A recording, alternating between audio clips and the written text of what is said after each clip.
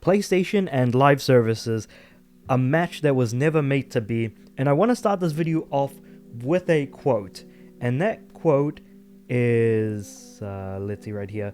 Yeah.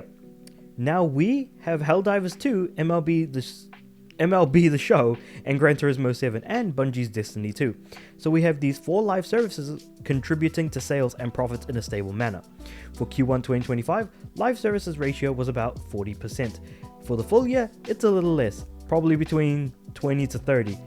So in terms of transformation, it's not entirely going smoothly, and that's the key point right there.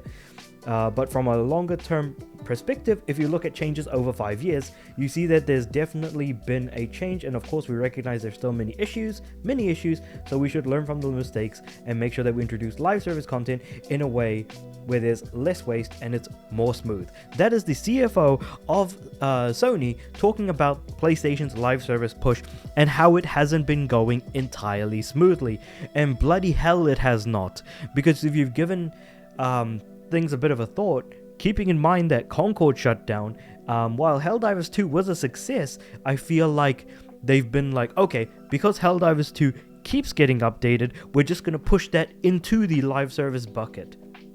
And then when you talk about stuff like MLB The Show, I think they're talking about the online aspects and calling that a live service. It doesn't otherwise make sense to call MLB The Show a live service. Gran Turismo 7. Now, this is actually the biggest betrayal from my part as a person who plays Gran Turismo. Gran Turismo 6 was probably the last good Gran Turismo. Gran Turismo Sport was awful. And I would argue that that is just as much, if not more, of a live service than Gran Turismo 7 is. And then we look at Bungie's Destiny 2, which isn't exclusive to the platform, but originally this was Activision's Bungie's Destiny 2. It has now become Sony's Bungie's Destiny 2. And oh boy, do we have stuff to talk about regarding Bungie in all of this. But with it not going entirely smoothly, that's one thing, but and for some godforsaken reason, hey, the changes between Q1 and Q2, not noticeable, but if you look over the past 5 years, something has happened, ? I feel like Sony has absolutely no clue what they're doing with this whole live service push, and it's clear as day. Even if the CFO of Sony is not able to, make a concerted way of being able to explain all of this, then I feel like we as the players are not going to be able to understand it, because no one is able to explain this whole thing that's going on with the PlayStation live service push. It's just really, really frustrating to kind of, sit down, listen to all of this, and think that things are going well. Absolutely not. This is absolutely rubbish. But yeah, so looking more so into things, that was actually all part of a presentation about Sony's financials and also talking about the PlayStation aspects of things. So, in terms of things that they've been looking at, Concord, which was a live service shooter that had been, of course, developed in 8 years, and alongside Firewalk, within weeks of its failure, was basically, shut down, and all of that kind of happened. I think we all know where this is. Now, this year, Marathon was postponed because negative news was coming out about it. Of course, we're talking about stuff like the art controversy that was going on, plagiarism and all of that, from an indie artist that was being followed by the art direction team of Bungie. So there was that aspect of it. And this is kind of like a bit of an excuse, saying if you look 5 years ago, live service games were almost non-existent for PlayStation Studios. But like I said, if you look at Gran Turismo 7 and Gran Turismo Sport, it's clear that Sport was more of a live service than Gran Turismo 7 was. But like I digress.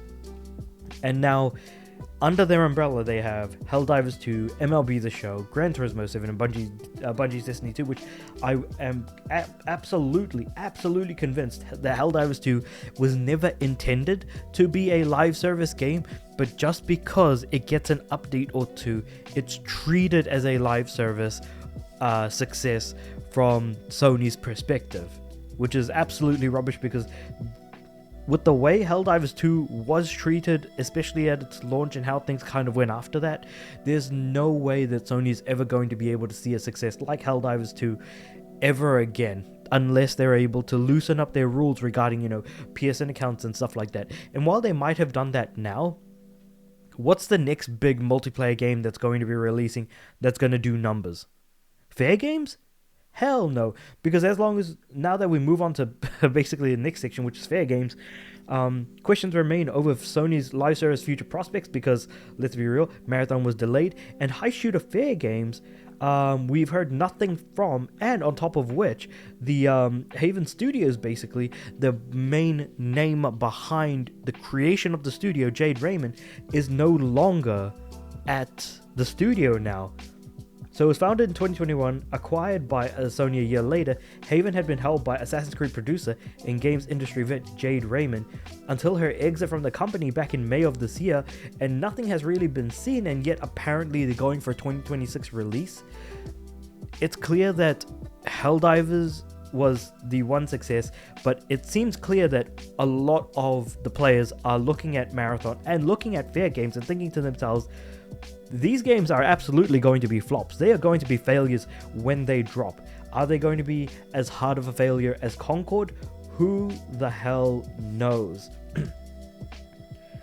And so I really do kind of wonder why all of this is happening, because now we're kind of getting into the Bungie part of things, where like Bungie did Destiny 2. They did pretty well with Destiny 2.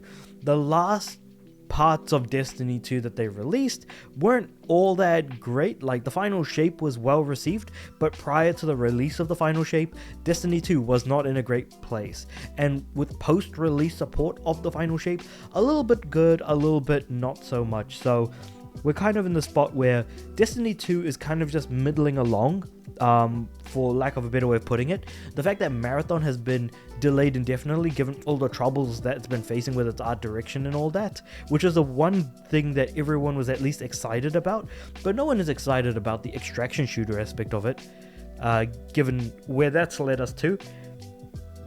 And so now Sony is now forcing their will upon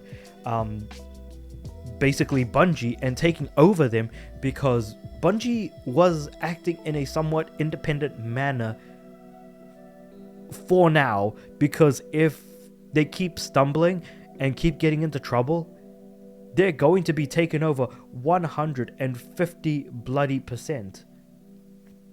So yeah, former Bungie, yeah. So basically that's exactly what it is, and here are the quotes actually talking about that. So this type of independence is getting lighter. So Bungie is shifting into a role which is becoming more part of PlayStation Studios in the long term. You can see this as an ongoing process, so the direction is to become part of PlayStation Studios. And then of course we see a lot of the cancellations of PlayStation's live services stuff that's been going on. So the live service God of War title at Bluepoint, that's been cancelled, and we've been wondering what Bluepoint's been working on this whole time since the release of Demon's Souls back during the launch of the PS5. Then we have a live service title being made by Sony Bend, which unfortunately didn't go so well, and that's been cancelled. We don't know what that was supposed to be about. Fire Sprite previously ditched a Twisted Metal project. Insomniac was supposed to be working on a co-op Spider-Man game called The Great Web, and how can we forget Naughty Dog's live service Last of Us multiplayer that is now no longer going to be coming out, because Naughty Dog decided that they did not want to support this game for the remainder of their existence, and at this point are now looking at things and being like, yeah, you know what, we'll just keep doing single player games. And so far as single player games, we've got Ghosts of Yotei coming out, as well as Naughty Dog's sci-fi game Intergalactic: The Heretic Prophet. So that's basically actually a really good rundown of kind of where the live service aspects of Sony's portfolio is currently coming from, where it's going, and how things are looking at the moment. But I am interested to hear what you guys have to say about this in the comments below. Like the video if you liked it, subscribe to our channel. I'm aiming for 500 subs by the end of the year, and with all that being said, I do upload every day, so I'll see you guys tomorrow.